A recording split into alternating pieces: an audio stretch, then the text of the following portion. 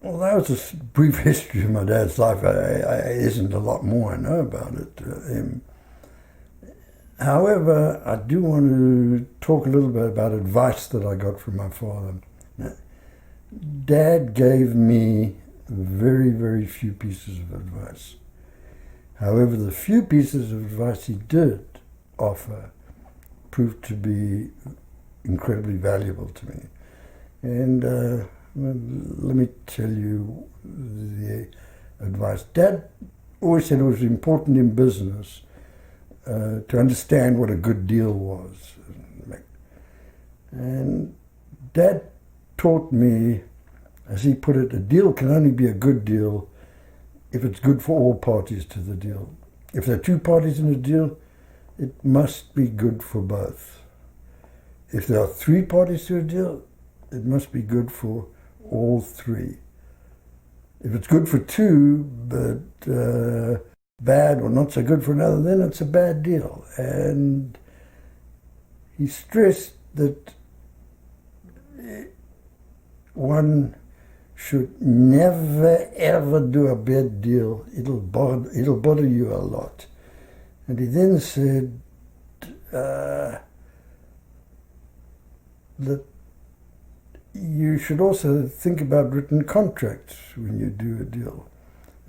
Dad's limited education meant he had real difficulty comprehending legal nuances inherent in contractual documents. And recognizing this deficiency, Dad would only sign a contract after, as he put it, he'd stared into the eyes of the other parties and they'd look back at him.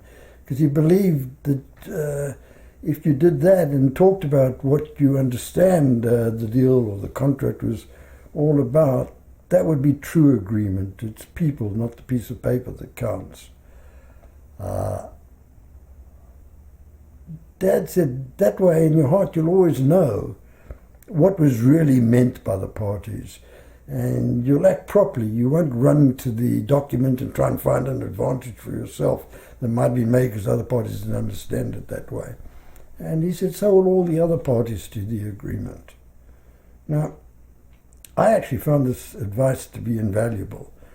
Before signing any contract, I always looked into the eyes of the other parties and made sure we all were on the same wavelength, on the same page, irrespective of what the legal document might say or how it could be interpreted by smart lawyers. And I have to tell you, it actually, the simplistic, naive, you can say, approach really worked well for both Dad and for me throughout our lives. For me, and I guess for Dad as well, it was important to see, sense, and feel what the other parties to the deal understood, rather than to try to interpret or seek advantages from the complicated words that the lawyers generate so happily and, of course, send you bills for it. Sadly, this approach probably won't work in today's world, where the sense of honor in business, I'm not sure, really does exist the same way. Other things, most important lesson, one of them from Dad, was promises. Dad's advice on promises was both proved to be wise and I guess humorous. I'll never forget it. He said to me, Ivan, Ivan, my son, the worst thing a man can do is to break a promise. Never ever break a promise.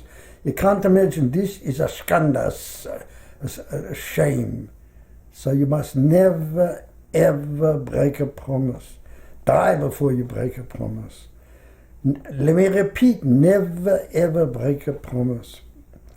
Breaking a promise is a große Schande, a huge shame. It's if you break a promise, neshama, you will leiden. Your soul will suffer if you break a promise. Never forget that. Ein Mensch will sterben before he'll break a promise. An honorable person will die before he will ever break a promise. After a long pause, and this is after listening to the drama of all this, he then said to me, he leant forward and he said, "Na, Ivan, mein Kind, Ivan, my child, is breaking a promise is such a terrible thing to do. Listen carefully, Ivan. Don't make many promises." Well, I didn't make many promises in my life, but promises I made and managed to keep are important. Our big promise. Dad was absolutely convinced that the racial prejudice and the abuse that blacks in South Africa suffered under the apartheid regime, it was cruel, it was obscene, it was unforgivable. He believed that it was inevitable that a bloody uprising would bring apartheid to an end. He didn't see any other way it would end. And that the blacks would justifiably take revenge on the white population, and there would be a bloodbath. And he couldn't see any way out of that. You couldn't have 5 million people ruling 30 million the way they did. So Dad urged my sister Charlene and Maya and I to leave South Africa. Anytime he had an opportunity, he begged us to. And as he was nearing the end of his life, he finally asked Maya and I to promise and to move his beloved grandsons overseas. He did not want to see Ram and Larry serving in a white military suppressing blacks. And given the state of his life, it was impossible for us to refuse this request. So we actually solemnly promised that we would make sure that Raul and Larry would be educated and live, and that we would emigrate, we would live abroad. Dad was clearly relieved that he was able to elicit this promise from Maya and I, because he believed, after giving me the advice, that he could trust me never to break a promise. You know, after all, he told me not to make many promises and to never, never, ever break a promise. So he had a level of confidence that I would. And we managed to keep our biggest promise. But yeah, I really should comment, I shouldn't take credit for that, because after Dad, we moved from Durban to Johannesburg, where I lucked into joining IBM, selling punch card equipment and primitive computer systems. And within a few years, I left IBM and started my own computer company, which seemed to be doing, it was called Computer Advances, which business went well. And we were living a privileged life. We were waited on by several live-in servants. We wanted for nothing. And I kept putting off any decision. However, Myra kept reminding me of the promise we'd made Dad. She really pushed me, and also I think she maybe, I didn't want to see the situation as clearly as she did. And also I was realizing that Ron and Larry would be conscripted into the South African Army in in 5 or 6 years, and then they'd be forced to fight when the time came. So we did appreciate the need to leave South Africa. Unfortunately, or not unfortunately, because I was enjoying the good life, so I kept procrastinating.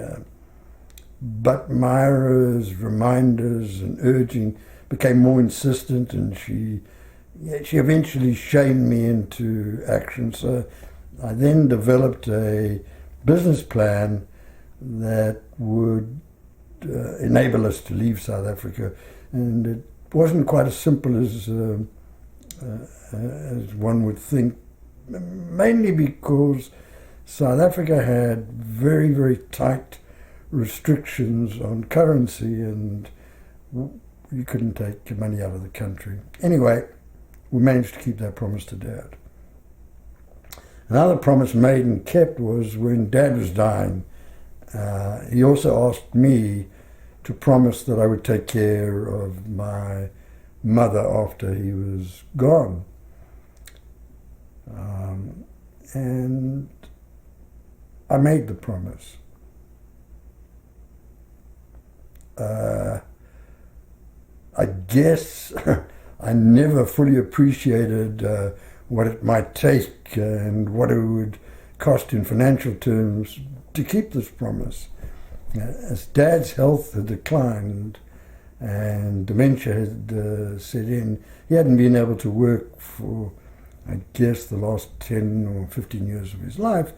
So he and Mom had lived on savings. I mean, he used to go down to the office, but he didn't do any work, and certainly didn't have an income in the last years of his life. Now, by the time Dad died, almost all their savings had been depleted.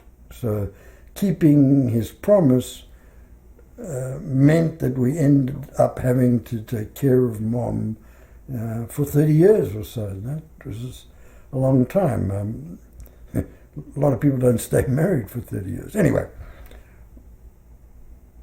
when we left South Africa, Mom arrived in Irvine, where we'd moved to, only a few weeks after we had moved, and she never went back to South Africa. So we ended up buying houses for her in Irvine, California, in Dallas, Texas, and New York. We paid her all the house and car, all her expenses, which turns out running two households is a costly proposition. Then when we built a home on Hilton Head Island, we built a mother-in-law suite so Mom could live with us instead of having to have a second home. When we moved to Georgetown, Mom lived with us in the townhouse that we had in Georgetown until she fell down the stairs of our townhouse. So we then bought a condominium in the Jefferson retirement home for her in Ballston. When her Alzheimer's disease worsened so that she couldn't stay in the retirement community, we moved her into our apartment and took care of her until she died in 2001. By the way, she was 89 when she died. So we kept another promise, and it was an important one to keep. And by the way, today we still own the condo at the Jefferson, which we somehow don't seem to be able to sell.